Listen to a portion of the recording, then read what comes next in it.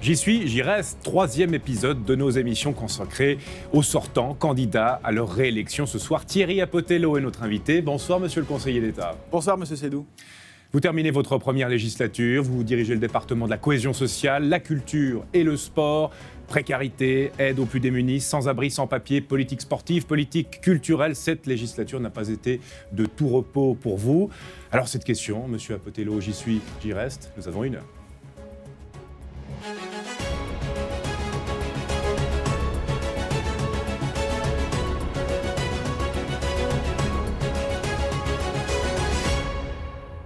À noter qu'en deuxième partie d'émission, une invitée mystère, une habitante de Vernier d'ailleurs, comme vous, Thierry Apotello, viendra vous interpeller sur les questions de son choix. Vous aurez l'occasion de confronter 2 visions différentes. Monsieur le conseiller d'État, première question, comment allez-vous ? Fort bien. Moi, j'apprécie beaucoup les campagnes électorales. Je trouve que c'est un moment, bien entendu, qui est chargé, qui est dynamique, mais qui est à la faveur des débats qui sont organisés par différentes associations, renforce au fond la proximité avec la population, et ça je trouve que c'est plutôt agréable. Dans le sommaire de cette émission, j'ai listé toute une série de thématiques. Il se trouve que pour la plupart d'entre elles, ces 5 dernières années, ça a été rythmé par des crises sociales, crise aussi avec la guerre en Ukraine, crise énergétique, crise du pouvoir d'achat, toutes ces crises en tant que ministre du Social, est-ce que ça ne vous a pas déprimé ? Non, au contraire, je pense que le rôle de l'État est d'être au cœur des réponses auprès des habitantes et des habitants, celles qui ont par exemple tout perdu au moment de la crise Covid, celles qui par exemple voient un pouvoir d'achat diminuer, un revenu disponible être à la fin du mois de plus en plus difficile à boucler ces fins de mois. Donc non, c'est plutôt mobilisateur, on a été extrêmement présents sur tous les fronts, pas au rythme qu'on l'a toujours souhaité, ça fait partie du jeu démocratique de faire en sorte qu'évidemment le Parlement suive. Et pourtant, vos camarades de parti, on a l'impression qu'ils sont actifs sur d'autres choses. On a Sylvain Thévaux qui veut réécrire le Sekeleno. On a cette polémique autour du burkini. Il faudrait maintenant formellement autoriser le burkini dans les piscines municipales, sans parler de la morale qui s'empare de nos rues. Il faudrait d'un coup enlever quelques affiches au centre-ville. Est-ce que c'est vraiment votre gauche, ça, l'homme du social ? Ma gauche, elle vient des quartiers populaires, j'y ai grandi, j'y habite toujours. Ma gauche, elle vient aussi en réponse très concrète à celles et ceux qui, tous les mois, travaillent et trouvent des difficultés sur leur chemin. Et mon rôle, c'est évidemment de leur apporter des réponses. Et je pense que le Parti socialiste, dans tous les pays européens, se pose des questions entre le côté matérialiste, très concret, et puis le côté plus sociétal. Je pense que nous avons au sein du PS genevois un équilibre qui est plutôt sain parce qu'il aborde des problèmes de fond, de société, mais aussi des solutions. Jean-Jacques ou Sandrine Rousseau ? Au fond, Jean-Jacques, c'est quand même fait partie du patrimoine, puis comme je suis en charge de la culture, j'y suis sensible. Quelles réalisations, quelles images marquantes de la législature ? C'est un reportage signé Lucie Hainaut. Une file d'attente de plusieurs heures autour de la patinoire des Vernets pour aller chercher des produits de première nécessité. L'image aura marqué les esprits pendant la pandémie. C'est à la suite de cette crise que Thierry Apotello lance son plan d'action contre la précarité. 2 ans plus tard, certains des 7 objectifs ont progressé, mais pas l'amélioration du dispositif d'aide sociale. La Commission des affaires sociales a refusé l'entrée en matière sur le projet de loi du conseiller d'État, une décision qu'il déplore. C'est un incident parlementaire regrettable, parce qu'on prend une année de retard dans la mise en œuvre de cette loi. Nous l'avions espéré pour l'année prochaine, 2024, ce sera vraisemblablement pour 2025. Un autre texte du ministre a, lui, passé la rampe du Grand Conseil. La LAPSA, la loi sur l'aide aux personnes sans abri. Elle définit la prise en charge des sans-abri à Genève. Pourtant, quelques mois plus tard, 200 personnes se retrouvent à la rue. Les communes genevoises mettent en cause l'absence d'un règlement d'application. Donc la loi, elle fixe les principes. Ensuite, il faut un règlement. Le Conseil d'État devait aussi préparer un règlement en concertation avec les communes. Aujourd'hui, il n'y a pas de règlement qui fixe les règles du jeu et la manière de répartir cette charge. Autre chantier pour le socialiste, la culture. En 2019, les Genevois plébiscitent à 83% l'initiative pour une politique culturelle cohérente à Genève. Quelques mois plus tard, Thierry Apotello met en consultation un avant-projet de politique culturelle. Il est désavoué par les milieux concernés. Il lui reproche un manque de concertation et un soutien à la culture qu'il juge inexistant. 3 ans plus tard, le ministre a revu sa copie. Il annonce un accord de cofinancement de la culture entre le canton, la ville de Genève et les communes. Il s'engage à soutenir à part égale avec la ville des institutions d'envergure comme le Grand Théâtre, la Bibliothèque de Genève ou le Musée d'art et d'histoire. Nous pourrons aborder non seulement des questions de cofinancement, de création et d'institutions, mais aussi se mettre d'accord ensemble sur des politiques que nous pouvons mener sur l'ensemble du territoire. Par 66 oui contre 21 non et 3 abstentions, vous avez accepté l'entrée en matière. Nous passons Sur le plan sportif, Thierry Apotello obtient un crédit d'études de 11,7 millions pour la future patinoire du Trèfle Blanc à Lancy. Elle est destinée à accueillir le Genève Servette Hockey Club. Pour le moment, les Aigles s'entraînent à la patinoire d'Evernay, vétuste et trop petite. Quelques mois plus tard, le département de la cohésion sociale lance le concours d'architecture pour la réalisation de la patinoire. On va imaginer le secteur en termes d'urbanisme, en termes d'architecture. Le coût total de cette infrastructure est estimé à 157 millions, une patinoire financée intégralement par l'argent public. Voilà un peu pour le menu de nos discussions que nous allons avoir pour cette prochaine demi-heure. Thierry Apotello, parlons de pouvoir d'achat, c'est le thème de préoccupation numéro 1 des gens. Vous êtes le ministre du Social. Qu'avez-vous fait pour les classes moyennes, pour le pouvoir d'achat des gens ? On a déjà travaillé avec un projet très intéressant et important en 2020 avec une injection de plus de 176 millions pour les subsides d'assurance maladie. Puis au-delà de la question de l'argent, on a aussi étendu celles et ceux qui bénéficient d'un subside, puisqu'on va effectivement jusqu'à cette classe moyenne dite inférieure, cette classe moyenne populaire, celle qui travaille et qui pourtant gagne juste un peu trop pour pouvoir obtenir des aides financières. Et grâce à l'extension de ces subsides, eh bien, désormais, elles peuvent obtenir de l'argent tous les mois. Les aides, justement, faut-il tendre vers une automatisation des aides, en tout cas cantonales? On sait qu'un certain nombre sont de compétences fédérales. Est-ce qu'il faut automatiser les aides? La question qui est posée au travers de l'automaticité des aides, c'est au fond, est-ce qu'on veut un revenu de base universel?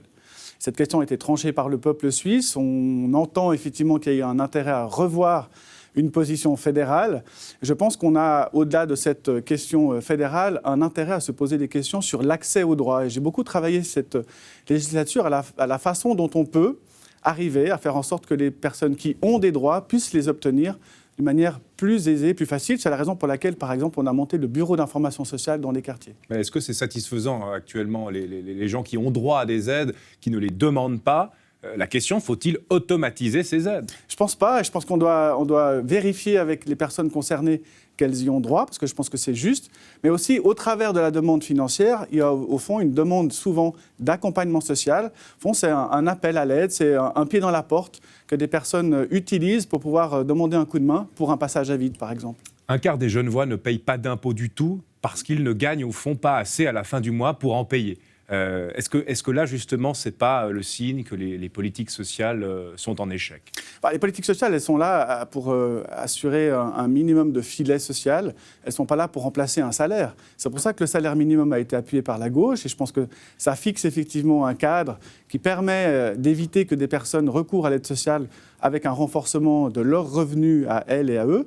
Je pense aussi que la question de l'aide sociale doit être révisée. C'est la raison pour laquelle, avec le Conseil d'État, on a déposé un projet de loi qui, je l'espère, sera rapidement repris par la Commission des Affaires sociales. Qui a pris du retard, ce projet de loi. Ouais. Justement, sur la question de cette aide sociale, l'aide sociale, d'accord, mais est-ce qu'il ne faudrait pas aussi réfléchir à faire en sorte que ces gens gagnent tout simplement leur vie au-delà de l'aide? Parce que l'aide, ça rend assisté.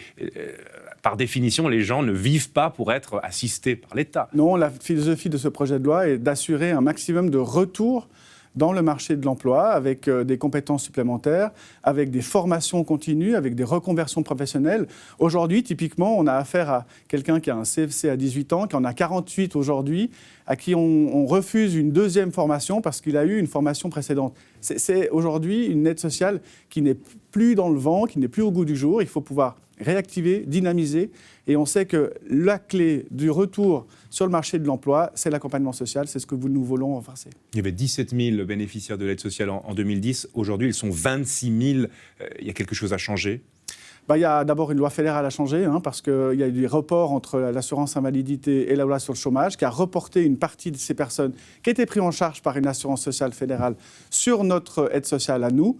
Il y a aussi une responsabilité, un rôle passionnant que les employeurs et les employeuses peuvent jouer pour faciliter l'intégration. Moi, je suis très en souci, par exemple, sur les seniors en emploi. Ils sont 10% de plus qu'en 2019 à être au chômage. Et là, il leur faut des outils supplémentaires pour réintégrer le marché de l'emploi. À droite, il y a une mesure très simple pour régler la question du pouvoir d'achat, ou en tout cas en partie, c'est baisser les impôts. C'est par exemple retrancher une partie de son loyer, de son revenu imposable. Êtes-vous favorable à cette mesure ? D'abord, c'est, comme vous l'avez dit, une raison plutôt fiscale que liée au logement.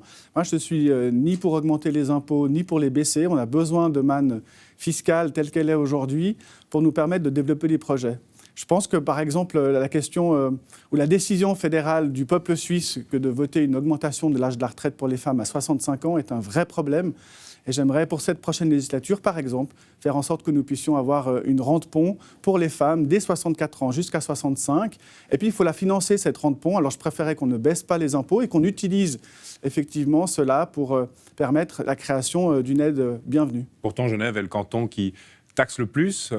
L'impôt est le plus élevé ici, comparativement à toute la Suisse. Oui, et pourtant on ne va pas forcément mieux que les autres. Et pourtant, notre budget va relativement bien, les comptes vont relativement bien. On a, depuis le début de cette législature, baissé la dette au niveau cantonal. Et malgré tout ce qu'on compare entre les différents cantons, au fond, les personnes qui bénéficient aujourd'hui des prestations sociales sont aussi soutenues grâce à un impôt qui est prélevé. Parlons du cas extrême du sans-abrisme qui touche plusieurs centaines de personnes à Genève. On n'a pas le chiffre exact, mais c'est environ 800 personnes, effectivement. Un accord a enfin été arraché entre les communes, la ville de Genève. Les communes vont verser de l'argent dans un pot commun pour que la ville puisse financer des prestations, financer de l'accueil d'urgence. Alors, vous étiez à la table des négociations, mais est-ce que cette victoire, c'est vraiment la vôtre, Thierry Apotello ? C'est celle, en tout cas, du projet de loi que j'ai proposé au Conseil d'État et qui a été adopté par le Conseil d'État et le Parlement. Au fond, ce ping-pong auquel nous assistions en disant « c'est pas moi qui m'en occupe, c'est plutôt toi », et puis l'autre qui disait la même chose, c'était plus possible pour moi. On a vu à quel point la dignité de ces personnes n'est pas respectée. Il fallait d'abord institutionnellement cadrer les choses, c'est ce que fait la fameuse LAPSA, donc la loi sur les personnes sans abri. Et puis ensuite, il y a la question du règlement financier qui a été voté également par le Parlement. Mais que vous n'aviez pas vous-même mis sur la table. Au fond, vous avez laissé la ville de Genève se débrouiller avec les communes. C'est ce qu'elle vous dit, c'est le reproche qui vous est fait. Non, c'est un peu court comme reproche parce qu'au fond, on a une loi qui a été votée par le Parlement. Il a fallu régler. Et puis moi, j'ai confiance dans les communes et je veux continuer d'un point de vue institutionnel à leur faire confiance. Et quand elles me disent « laissez-nous nous organiser pour assurer le financement », puis que le financement, effectivement, ne vient pas, respectivement, ferme des abris en plein hiver, on se rappelle le printemps 2022, pour moi, effectivement, ça ne va pas et j'ai donné un coup d'accélérateur. Là, c'est la question de l'accueil d'urgence, qui est pour des cas vraiment extrêmes, c'est limité dans le temps. Sur la question du sans-abrisme au sens large, que faire ? D'abord, il faut travailler sur l'accès au logement. On a aujourd'hui une liste d'attente qui est très importante. Les personnes qui sont à l'aide sociale ont des freins particuliers pour obtenir un logement. Lorsqu'on a des dettes, par exemple, on n'a pas de possibilité d'accéder à un logement, en tout cas difficilement. C'est la raison pour laquelle j'ai souhaité proposer une loi contre le surendettement pour travailler, au fond, des freins à l'insertion sociale et professionnelle. Sur la question du logement, il nous faut aussi que les services publics puissent accéder à l'achat de ces immeubles pour en faire une gestion plus publique. C'est ce que font les fondations de droit immobilier, mais également l'Esprit Général qui a acquis plusieurs immeubles. La rupture avec la société, c'est souvent une addition de précarité sur lesquelles il faut agir en priorité pour assurer finalement un maximum de cohésion sociale. Oui, c'est une évolution en effet dans l'aide sociale parce qu'avant on avait un problème, on trouvait une solution. Aujourd'hui, c'est plusieurs problèmes et à qui il faut trouver plusieurs solutions. Et aujourd'hui, on a des problèmes de santé, des problèmes de logement, des problèmes de dette, des problèmes d'insertion professionnelle. Souvent, quand un ne va pas, ça précipite le reste. Complètement.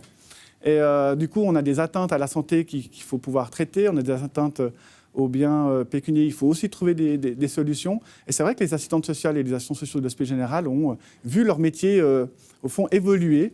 Et c'est pour ça que la loi sur l'aide sociale et la lutte contre la précarité est une loi qui prend en compte et en charge tous ces éléments, le logement, la santé, les dettes. Est-ce que vous avez des objectifs de lutte contre la précarité, de vrais objectifs ? On voit la situation se péjorer, on voit des gens comme vous qui sont aux manettes du social et finalement la situation se péjore. Alors, est-ce qu'il faut mettre quelqu'un de droite au social pour changer ? Elle se péjore moins vite que ce qu'on a prévu. Et avec la loi que j'ai déposée, au fond, on voit très typiquement que dans 10 ans, si elle est maintenue telle qu'elle est prévue. Aujourd'hui, on est en capacité de diminuer le nombre et de diminuer les francs que nous pouvons attribuer de l'ordre de 220 millions. Donc on a effectivement freiné. La moyenne de l'aide sociale dans la précédente législature était de 5,4%. Elle est hors période Covid de 1,2%. Donc on a fait des efforts pour une réintégration plus rapide en matière d'insertion sociale et professionnelle. Vous êtes aussi le conseiller d'État des communes, en charge de la surveillance des communes. Vous êtes vous-même issu de la commune, ancien maire de la ville de Vernier. On entend souvent qu'il faut donner plus de pouvoir aux communes, plus de prérogatives aux communes. Vous abondez ? Ce sont elles qui le souhaitent, parce que dans le débat général autour du transfert de charges, elles invoquent également un transfert de compétences. C'est vrai qu'on a un canton très centralisateur, certainement le plus centralisateur de toute la Suisse. Et puis la question, au fond, de savoir... Belleville. Au fond, quelles compétences, pourquoi faire, comment, ce sont des thématiques qui prennent du temps, parce que les changements d'habitude au sein des communes sont évidemment un peu plus longs. Par exemple, la question des fusions est intéressante à traiter. Chaque fois que j'en parle, tout le monde me dit non, surtout pas. Mais au fond, il y a peut-être là, institutionnellement, peut-être des évolutions nécessaires à faire. Faut-il fusionner certaines communes ? Oui, je pense qu'on a intérêt dans notre défi, par exemple. Lesquelles ? Alors, ça, c'est pas à moi de décider. Il ne faut surtout pas s'avancer, parce que sinon vous allez fâcher, c'est ça ? C'est pas ça. Non, je veux surtout pas faire en sorte que ce soit une décision du haut. Il faut que ce soit des communes qui soient engagées, encouragées à le faire. Lorsqu'elles se rendront compte que mener des compétences à plusieurs est compliqué, il faut le fusionner. Mais en même temps, on voit que les défis sont de plus en plus difficiles pour des communes, avec une politique de milice, avec des gens qui sont élus. Est-ce que finalement, ces défis ne sont pas trop difficiles à gérer pour certaines municipalités ? Et au contraire, il faudrait peut-être retirer certaines prérogatives aux communes. Renforçons là où elles sont excellentes, c'est-à-dire le niveau de proximité, puisqu'elles ont un lien avec la population, est extrêmement bienvenu. Et quand je travaille avec les communes genevoises à un accord sur la prise en charge des seniors, autour de l'accompagnement, de la lutte contre l'isolement, des questions financières, et là, on atteint effectivement leurs pleines compétences. Quand on travaille sur la loi pour les personnes sans abri, on est sur un domaine de compétences. Et j'aimerais pouvoir, avec les communes, continuer à travailler sur ces domaines de compétences, les renforcer, parce que certaines d'entre elles n'ont pas encore développé leur plein potentiel dans ces domaines. Mais par contre, tout ce qui est culture, notamment, il faudrait revenir à une forme de centralité cantonale. On ne parle pas de centralité, on parle plutôt de compétences partagées entre les communes, la ville de Genève et le canton. Et je crois très, très profondément que le fait d'avoir un canton qui se préoccupe de la culture, qui est capable d'avoir des projets transversaux autour de la transition écologique, autour de la lutte contre le harcèlement, autour de la création, du cofinancement de certaines institutions, ça place le canton aussi dans une capacité de dire aux communes qui ont moins d'actions culturelles, de s'y mettre aussi. C'est pas très concret, ça, Thierry. Si, au contraire, c'est particulièrement concret. On a d'abord un accord politique qui est important. C'est une première étape nécessaire lorsqu'on a déposé le projet de loi sur la culture et la création artistique. C'est aussi quelques 11 millions que le canton a prévu, hors budget de la répartition des tâches. Je parlais de la difficulté d'être magistrat communal. On voit en ce moment à Meyrin, il y a 2 conseillers administratifs qui sont en arrêt maladie, 2 personnes qui semblent totalement dépassées par la fonction, mais qui ne démissionnent pas. Pourtant, ils continuent à encaisser leur salaire, ce qui est leur droit. C'est presque 12 000 francs par mois, c'est quand même pas rien. Est-ce que vous êtes satisfait de cette situation ? Ce qui m'inquiète, moi, c'est que la démocratie doit pouvoir refléter, au fond, une décision populaire. En mars 2020, la population de Meyrin a élu des élus au conseil administratif. Il faut que, effectivement, le respect de ce vote démocratique soit au rendez-vous. Et puis, ces 2 personnes ont besoin de temps aujourd'hui pour prendre un peu de soin pour elles-mêmes. Il faut ensuite qu'elles fassent le bilan de cette expérience malheureuse, difficile, et c'est vrai, effectivement pour elles, et ensuite prendre des décisions. Oui, justement, parce que on ne peut pas rester éternellement en arrêt maladie quand on est élu communal, quand on est magistrat communal, élu par le peuple. Il y a quelque chose qui ne va pas. Oui, c'est pour ça qu'on a nommé 2 administrateurs et administratrices, pour permettre à ce que la commune puisse fonctionner. Mais ces histoires de situations personnelles doivent être réglées par les personnes elles-mêmes. À quand ? Parce que vous avez le pouvoir, vous, en tant que conseiller d'État, de révoquer des magistrats qui sont en arrêt maladie. Vous avez le pouvoir. C'est prévu dans la loi. Ensuite, il faut pouvoir le faire, évidemment, en toute intelligence avec les personnes concernées. Si elles se remettent vite, j'espère qu'elles puissent revenir sur leur siège. Si ce n'est pas le cas, elles prendront leur décision, qui, effectivement, doit être prise rapidement. Souhaitez-vous qu'ils démissionnent, ces 2 magistrats ? Je souhaite qu'elles puissent, ces 2 personnes, prendre rapidement des décisions pour elles-mêmes. Les mauvaises langues, parlons de votre style, hein. Les mauvaises langues vous surnomment consultator. Apparemment, vous passeriez votre temps à consulter et puis finalement à ne déboucher sur pas grand-chose. Qu'est-ce que vous leur répondez à ces mauvaises langues ? Au fond, la question qui est posée, c'est de savoir comment est-ce qu'on veut faire de la politique à Genève. On a souvent l'image d'un Conseil d'État qui est à la tour Baudet et qui n'en sort pas. Moi, j'ai toujours considéré que la politique doit être au plus proche des besoins des habitantes et des habitants. On prend le risque, à défaut de voir une population qui ne se reconnaît pas dans les décisions du gouvernement, qui se replie sur elle-même et qui favorise partant l'extrême droite. On le voit dans d'autres pays européens. Et je crains beaucoup le fait que les gens ne croient plus ou n'investissent plus le pouvoir politique, quel qu'il soit, parlementaire ou gouvernemental. Je pense donc qu'il est nécessaire de construire avec la population, la société civile, des solutions.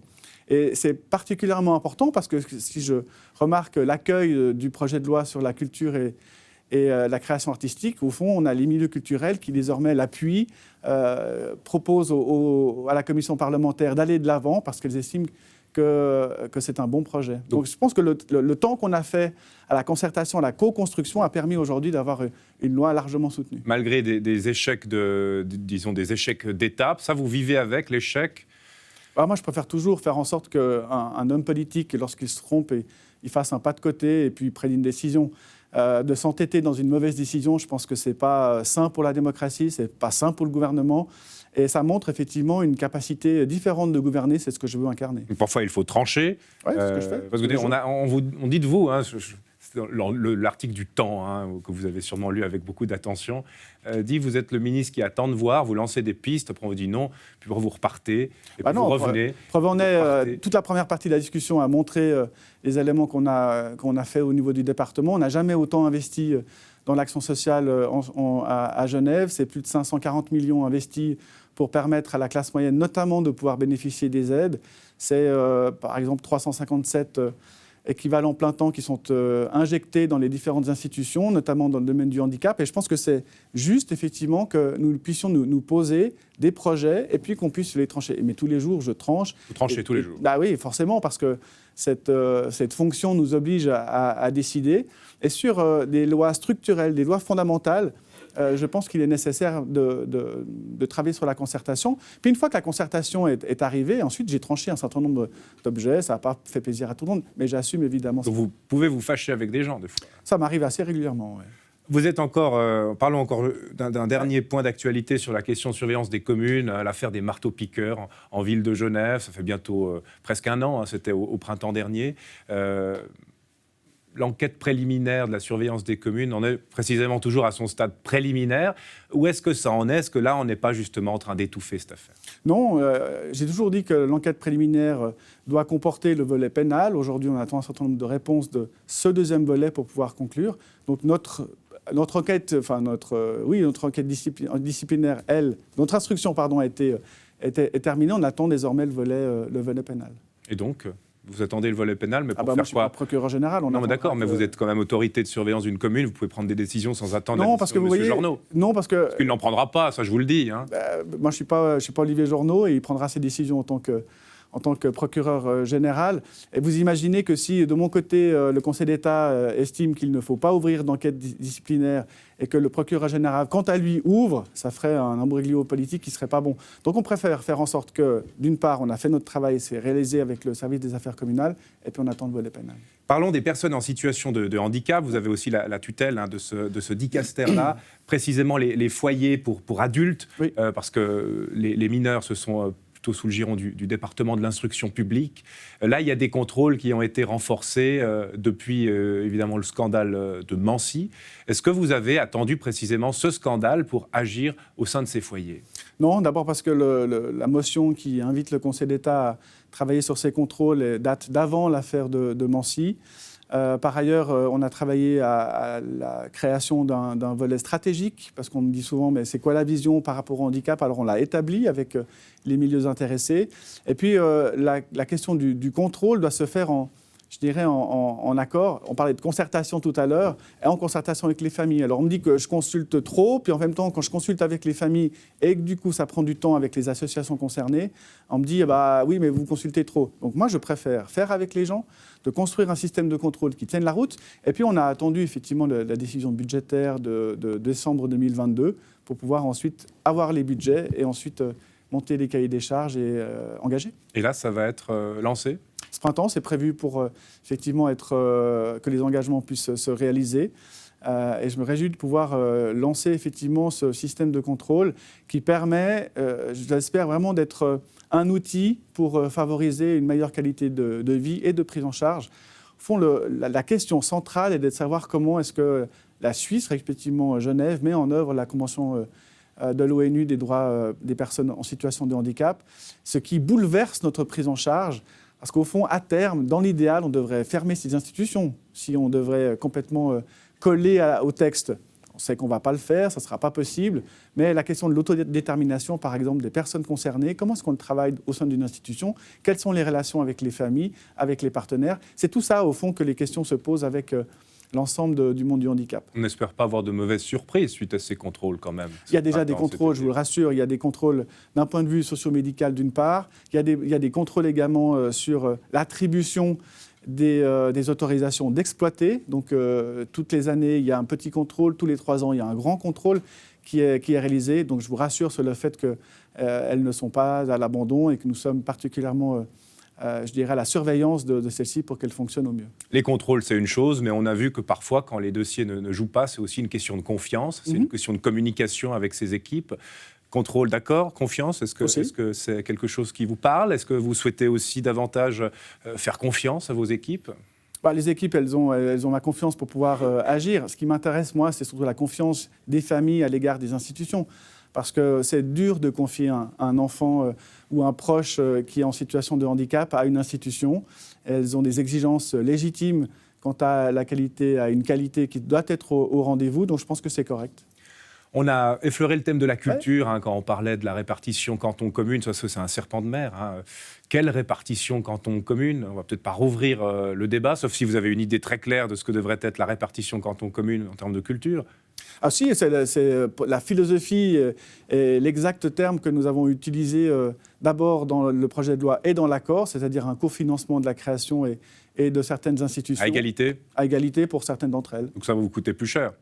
On a un outil qui nous permet, je ne vais pas rentrer dans le détail technique, sauf si vous le souhaitez, mais qui nous permet, avec une bascule fiscale, de récupérer l'argent nécessaire. Justement, quelle politique culturelle, quelle vision culturelle pour les 5 prochaines années à Genève ? On a pu reprocher la politique de l'arrosoir en ville de Genève, avec finalement donner un peu à tout le monde. Est-ce que là, il ne faudrait pas reprioriser un peu certaines institutions fortes ? Oui, je pense que c'est effectivement le souhait. On parle aussi de prioriser un certain nombre de thématiques. Je pense que Genève doit être encore plus fort sur la place culturelle suisse et internationale. On a par exemple une comédie qui rayonne, on s'en réjouit. Je pense qu'en termes de la danse, on a un incroyable historique qui permet d'avoir des bonnes visées pour l'avenir. En matière culturelle, on a des efforts à faire en matière de transition écologique, par exemple. On a des efforts conséquents à faire en matière de respect de la dignité des artistes. Et puis, ce que la crise Covid nous a aussi montré, c'est évidemment la situation des artistes eux-mêmes et elles-mêmes qui vivent des situations difficiles pour lesquelles il y a un certain nombre de solutions à trouver. Mais justement, il y a cette question taboue autour des artistes. Ouais. Ils seraient trop nombreux par rapport à ce qu'on pourrait leur proposer en termes de création. C'est un débat qui existe. Quelle est votre position là-dessus ? Oui, ce débat a été notamment visibilisé avec une étude romande sur la question. Au fond, on voit que les écoles forment beaucoup de personnes au sens de l'artiste, au sens très, très large du terme. Quand on forme une vingtaine de réalisateurs par année, on se pose des questions sur la capacité qu'ils ont à être engagés dans ce domaine. Mais ce sont des acteurs et des actrices formés qui permettent aussi de rebondir. Je pense qu'on leur donne des outils pour pouvoir le faire. Je ne pense pas qu'on soit dans un milieu où il y a trop. Par contre, je pense que notre objectif pour la prochaine législature, en tout cas c'est le mien, c'est qu'on soit meilleur dans la prise en charge de qualité des projets, des artistes. Il y a aussi cette guerre qui oppose la culture populaire de la culture dite élitaire. On a eu le refus dans les urnes par la ville de Genève de cette cité de la musique. Certains vous ont reproché de ne pas vous être assez battu pour cette cité de la musique. On s'est largement battu, on était plusieurs sur le coup. Je regrette beaucoup cette décision négative. On a mis en opposition des arbres avec de la culture, on a mis en opposition de la musique classique avec de la musique actuelle. Je pense que c'est tout ce que je veux éviter cette prochaine législature, si je suis réélu, de faire en sorte que nous puissions, au fond, rassembler la culture sur des éléments plus positifs, de proposer effectivement plusieurs projets, parce que pour l'Orchestre de la Suisse romande, ils ont des besoins, pour la Haute École de musique aussi. Et l'engagement que j'ai eu à l'égard de la Cité de la musique est un projet privé, porté par des privés. Au fond, doit être, à mon sens, repris, repensé, pour nous permettre, évidemment, de faire en sorte que cette question populaire versus classique ne soit pas, ou élitaire, ne soit pas revécue. Reprise comment? Par le public, avec partenariat public-privé? Exactement. Est-ce que vous avez déjà des pistes sur un lieu, sur un projet? Certainement des pistes, bien entendu. Si je vous en parle, c'est que je sais où je veux aller. Dites-le nous, non, pour c'est le moment. Non, c'est justement pas le moment. Parce que si on veut continuer après l'élection? Non, ça sera le moment. Ça sera le moment où, effectivement, le projet sera suffisamment mûr, où on pourra être sûr que le projet se construise. Je ne veux pas revivre un deuxième échec. Donc il y a un projet. Il y a secret, une idée, en tout cas. Une idée qui sera réalisée d'ici quand? Ensuite, dans un projet partenariat public-privé, on a deux acteurs. Le privé, qui doit être pleinement investi de cette volonté, et puis ensuite le Parlement. Avant ou après la patinoire de 2028? Je l'espère avant. Avant la patinoire de 2028. Voilà, quand on pose les questions, ça vient quand même même des fois les informations. Parlons encore un peu de sport. Vous avez la tutelle du sport. Vous avez récemment dit dans la tribune de Genève, le sport doit permettre de fabriquer des émotions. Ça, c'est un programme? Ça fait partie d'une philosophie, peut-être pas un programme, mais d'une philosophie, au fond, de faire vivre cette cohésion sociale, de trouver les moyens de vivre ensemble avec des événements en commun. Et je pense que le sport en est un. Lorsqu'on est des milliers au stade ou lorsqu'on est des milliers à la patinoire, on vit quelque chose de fort. Lorsqu'on est des centaines à vibrer pour une équipe de volley ou de basket, on est plusieurs à vivre quelque chose de fort. Et dans une situation post-Covid, on a besoin de se retrouver et de vivre ces moments-là qui sont particulièrement riches. C'est aussi des tissus associatifs très denses, avec de nombreux bénévoles, certaines personnes même qui ne font que ça. Est-ce qu'il faut revaloriser le rôle de bénévoles dans les associations sportives notamment? Il faut les soutenir, c'est une belle tâche communale que de pouvoir accompagner ces clubs locaux. Je pense que ça, c'est un défi majeur, parce qu'on a des personnes bénévoles qui s'investissent tous les jours à faire vivre leur club. Et puis, il y a des subventions communales, il y a de temps en temps un coup de main du fonds d'aide au sport. Mais le fait de se poser des questions sur la façon dont l'avenir se construit avec des personnes qui peuvent lâcher du jour au lendemain, pour moi, est une vraie préoccupation. Est-ce que là, vous avez des pistes également? Avec la ville de Genève et les communes, on souhaite entreprendre ce sujet. Il y a déjà un bon travail réalisé autour de comment ça se passe au niveau sportif. Et ça va faire partie, évidemment, du programme de la prochaine législature. Si vous êtes élu, Thierry Apoltello, tout va bien jusque-là? Absolument, je vous remercie. Restez avec nous, puisque dans un instant, confrontation avec une invitée mystère. David Vernier, je l'ai dit comme vous. Elle aura une vingtaine de minutes pour vous confronter. Restez avec nous, nous sommes de retour dans 2 minutes. À tout de suite.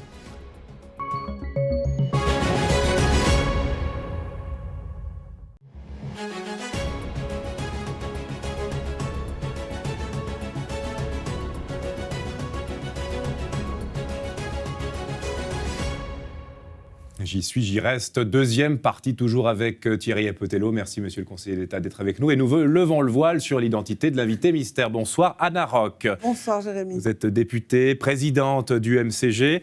Vous êtes tous les deux vergnelans. Vous étiez même à l'école ensemble, je crois. Oui, au cycle. Est-ce que vous vous bagarriez tous les deux? Non, je ne me suis jamais bagarré au cycle. Vous? Du tout. Mais vous vous êtes bagarré? Ça m'est arrivé. Ah ouais. Pas de grande boxe aujourd'hui. Anna Rock, vous avez 18 minutes pour interpeller le conseiller d'État sur les questions de votre choix. Vous avez la parole.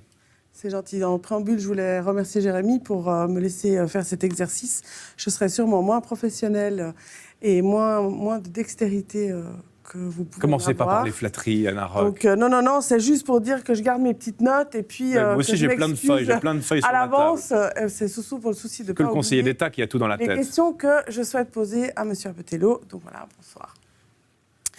Alors, on dit de vous que vous êtes gentil, que vous n'aimez pas la confrontation, que vous n'aimez pas fâcher les gens, d'où votre, et on en a parlé un petit peu avant, votre, je dirais, manie de consulter, reconsulter et reconsulter. Et selon l'article du Temps que Jérémy a cité, tout ça pour ne pas avoir de résultats tangibles. Même vos soutiens le disent. Donc, ne pensez-vous pas qu'un conseiller d'État doit plutôt créer des majorités plutôt que de simplement les appliquer ? Si vous voulez, si vous constatez le nombre de projets qui ont été déposés par le Conseil d'État sous mon impulsion, avec des résultats unanimes, voire très grande majorité, je pense à la LAPSA, je pense à la péréquation intercommunale, je pense à la loi sur l'aide sociale pour les personnes sans abri durant la crise Covid, sur la crise alimentaire, sur toute une série de choses. Au fond, ce qui a permis de devoir être constaté, c'est que les projets, lorsqu'ils sont fondés, marchent au niveau du Parlement. Ce qui est important pour moi, en tant que socialiste, habitant dans un quartier populaire et sensible à cela, c'est qu'on apporte des réponses concrètes aux gens. Quand on a injecté 176 millions de subsides supplémentaires, très concrètement, dans le porte-monnaie des gens, on apporte des revenus supplémentaires. Et ça, pour moi, c'est important parce que ça crédibilise la vie politique, ça crédibilise, au fond, l'action publique et politique auprès des gens.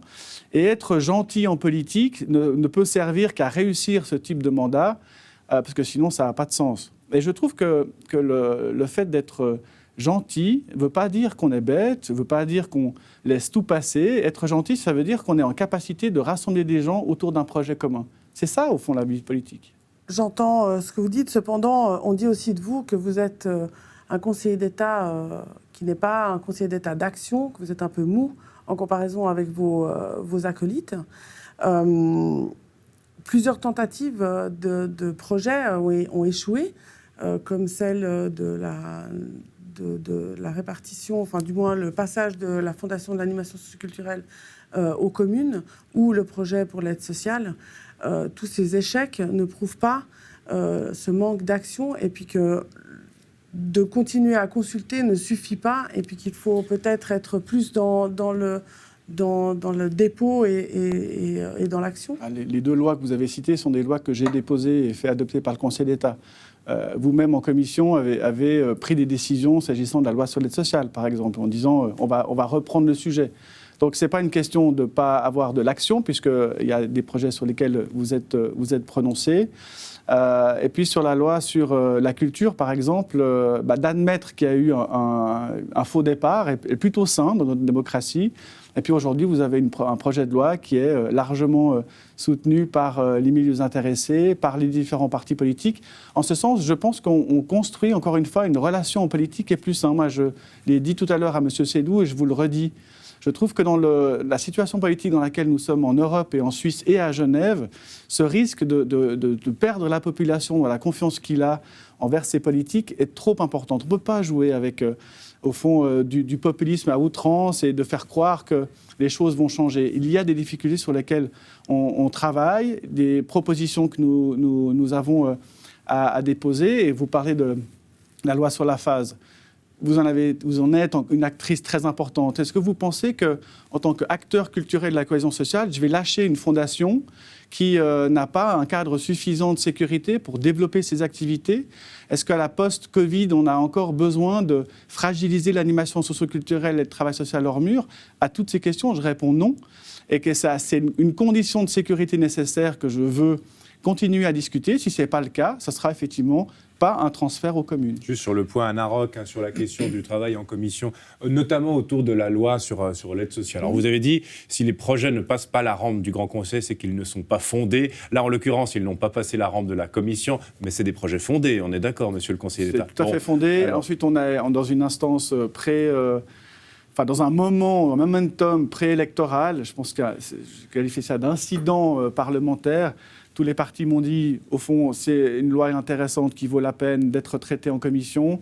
Elle va être renvoyée, je l'espère, à la prochaine session. On pourra continuer les travaux. On aura effectivement perdu 3 mois. On aura effectivement perdu 2024 pour sa mise en œuvre. Mais qu'importe, ce qui m'importe, c'est que le Parlement puisse se saisir, faire des propositions d'amendement si elle le souhaite, et puis avancer sur un projet aussi structurant que l'aide sociale. Et là, Anna Rock, pourquoi l'avoir refusé en commission, ce projet ? Mais je crois qu'on ne parle pas de pourquoi on l'a refusé. Il y a plusieurs raisons. La raison principale, c'est un passage en force. Et je pense que, et ce que je regrette personnellement, je ne vais pas parler au nom de mes collègues de commission, c'est que ce projet de loi qui est important, et ça, je pense qu'on est tous d'accord, a été présenté beaucoup trop tard dans la législature. Alors, vous l'avez dit dans la presse, vous pensez que c'est des questions électoralistes, et vous l'avez aussi dit maintenant. Je ne pense pas. Je pense que de déposer un tel projet à quelques mois des élections était malvenu. Nous l'avons déposé en juin. Donc, oui, en juin, mais je veux dire, moins d'une année avant. C'est un gros travail, c'est un gros sujet. Merci de le relever.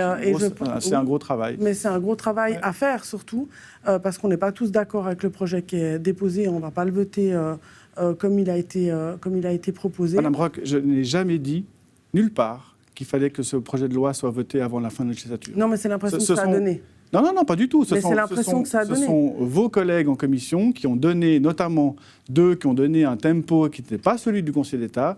Moi, j'étais tout à fait libre d'avoir le temps nécessaire parce que nous, effectivement, nous l'avons travaillé. C'est un énorme travail réalisé.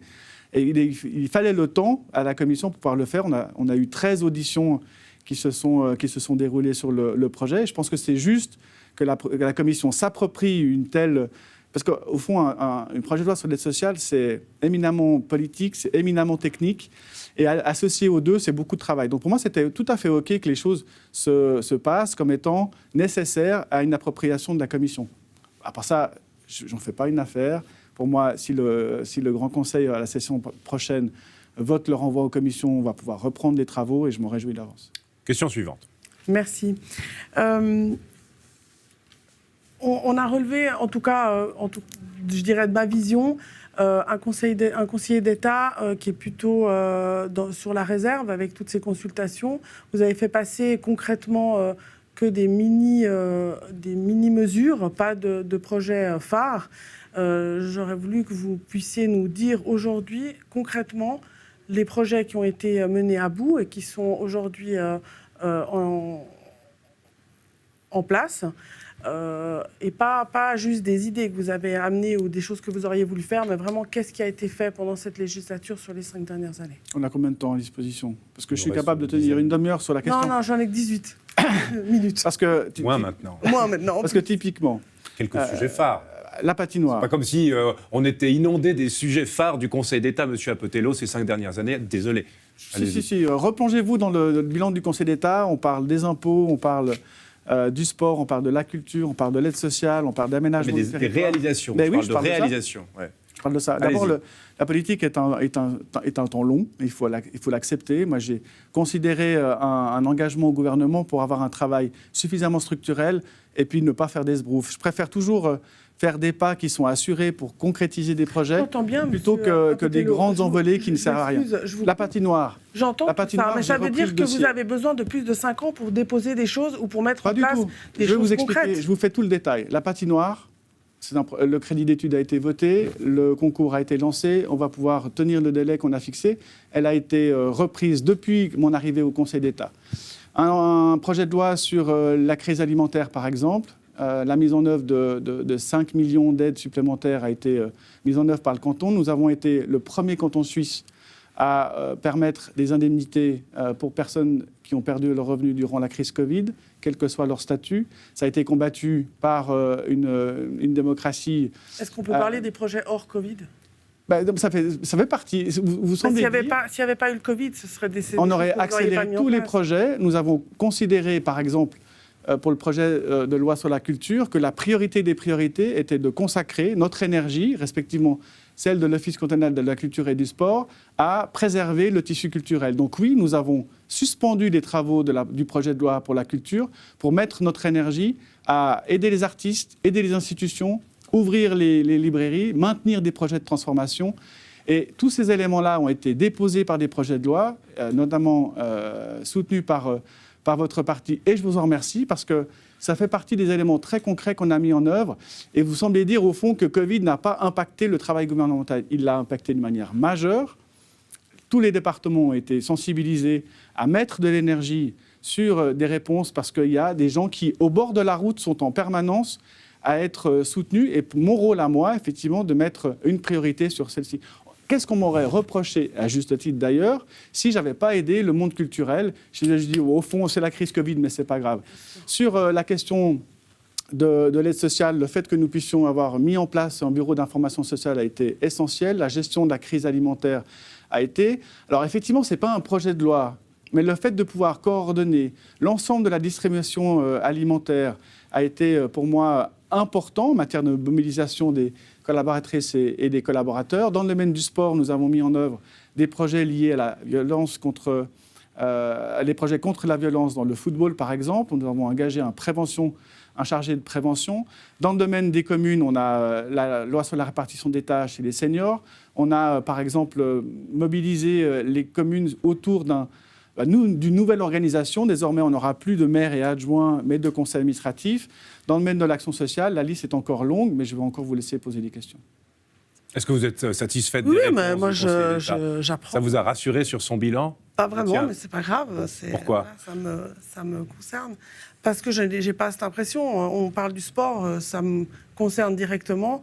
La prévention contre la violence, ça découle d'une affaire bien précise sur un terrain de foot. Pour avoir été présidente d'un club de foot, je n'adhère pas du tout à ce qui a été mis en place, simplement parce que ce n'est pas applicable sur le terrain. Donc c'est beaucoup de blabla, mais absolument pas d'action sur le terrain qui peut... D'ailleurs, moi, ça n'a absolument rien changé avant, après la mise en place de cette mesure. Donc je pense que ce n'était pas le bon... D'ailleurs, je l'ai dit dès le départ à la première réunion, c'est très loin de ce qui se passe sur le terrain. Donc vous reconnaissez qu'on a rapidement, après cette affaire, engagé les états généraux de la violence dans le football, qu'on a proposé 10 mesures en plein accord avec l'association des arbitres, l'association genevoise de football. On a travaillé avec les clubs sur les 10 mesures. Alors effectivement, certaines d'entre elles ont mis du temps parce que les clubs avaient besoin de temps pour se mettre en conformité avec ce qu'on a proposé. Mais pour moi, c'est de la poudre aux yeux. Non, c'est pas de la poudre aux yeux. Parce que personnellement, je pense que ça n'a absolument rien changé sur le terrain.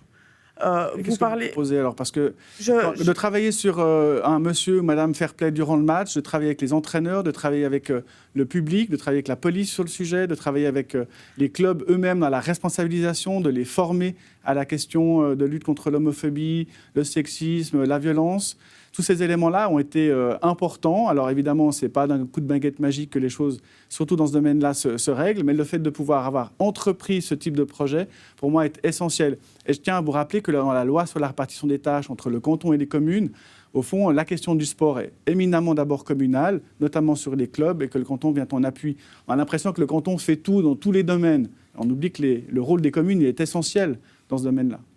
Vous avez annoncé, si on parle du sport, à la commission de l'enseignement, du sport et de la culture, de nous apporter la feuille de route. Au plus tard en décembre 2020, on est en février 2023, on n'a encore rien vu. Pourquoi? Parce que la feuille de route est désormais prête à être proposée au Conseil d'État et je n'ai pas voulu la déposer tout de suite. Pourquoi? Parce qu'on m'aurait exactement reproché ce que m'aurait reproché, c'est-à-dire de le faire à la veille des élections. Donc, au mois de juin, quand je serai réélu, et je pourrai le faire à ce moment-là. Oui, mais vous aviez promis pour décembre 2020. C'était quand même loin de la campagne de réélection. Et nous avons un seul responsable du sport dans le service qui fait malheureusement ce qu'il peut faire, c'est-à-dire gérer ce type de projet, en plus de tout le reste. Donc moi, je suis sensible au fait que nous puissions développer un plan.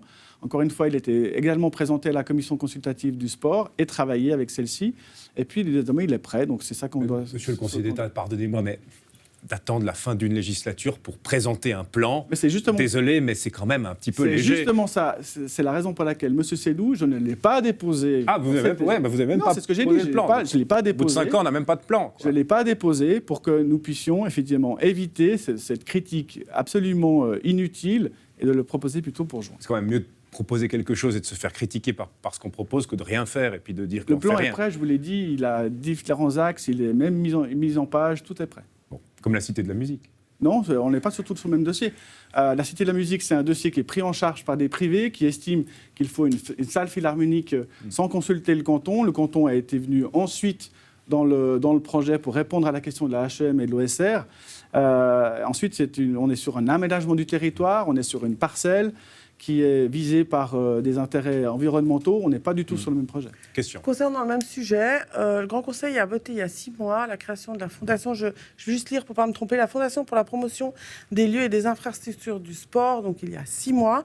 Avez-vous déjà désigné le Conseil pour qu'il puisse se mettre au travail ? Parce que pour créer une fondation, il faut des actes notariés, il faut travailler sur les statuts, il faut ensuite faire en sorte que cette fondation serve à quelque chose. À quoi servirait-elle ? L'idée votée par ce projet de loi était de faire en sorte que le sport soit soutenu ou soutenable par une fondation. Avec quels moyens donne-t-on à cette fondation ? Aujourd'hui, cette fondation n'est pas dotée d'argent. On est dans le cadre du processus ordinaire du budget, donc on n'a pas d'argent.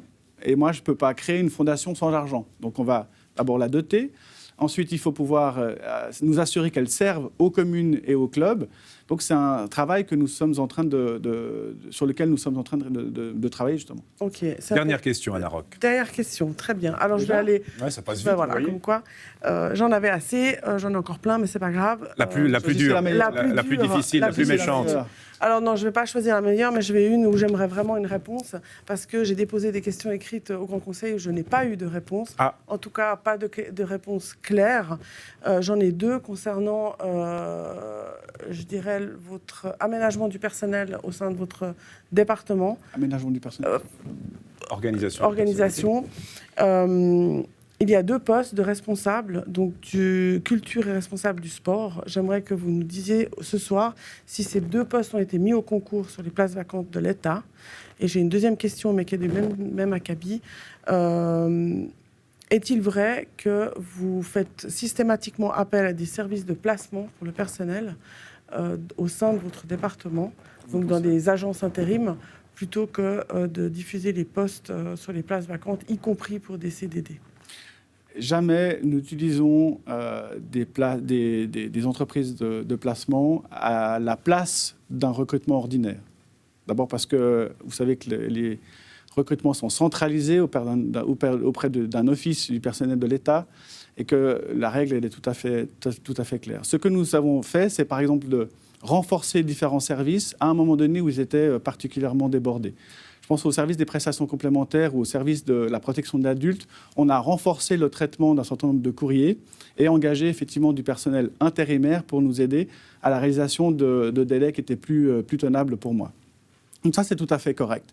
Les différents postes qui se sont ouverts dans le département ont fait l'objet toujours d'un processus ordinaire, c'est-à-dire d'une annonce auprès de l'Office cantonal de l'emploi, un délai suffisant pour pouvoir postuler, ensuite une ouverture traditionnelle. Donc là-dessus, les choses sont tout à fait OK. S'agissant du chef de la culture et du chef du sport, le processus a été interne, effectivement, sur ces deux postes, donc, qui ont été confirmés au sein de l'Office cantonal de la culture et du sport. Donc pour moi, l'affaire est tout à fait claire. Merci Anna Roch, merci Madame la députée, merci Monsieur le Conseiller d'État d'avoir été avec nous. Et chez vous, c'est bien sûr vous qui aurez le dernier mot le 2 avril prochain. D'ici là, ne manquez pas nos prochains rendez-vous de la campagne. Vendredi prochain, vacances de ski oblige, pas de face-à-face, mais rendez-vous le 1er mars. Grand débat à l'Alhambra avec tous les candidats, les 23, grande soirée avec nos collègues du Temps. Il n'y a plus de billets. Et puis, dernier J'y suis, j'y reste, ce sera avec Fabienne Fischer le vendredi 10 mars. Excellente soirée sur Les Mains Bleues.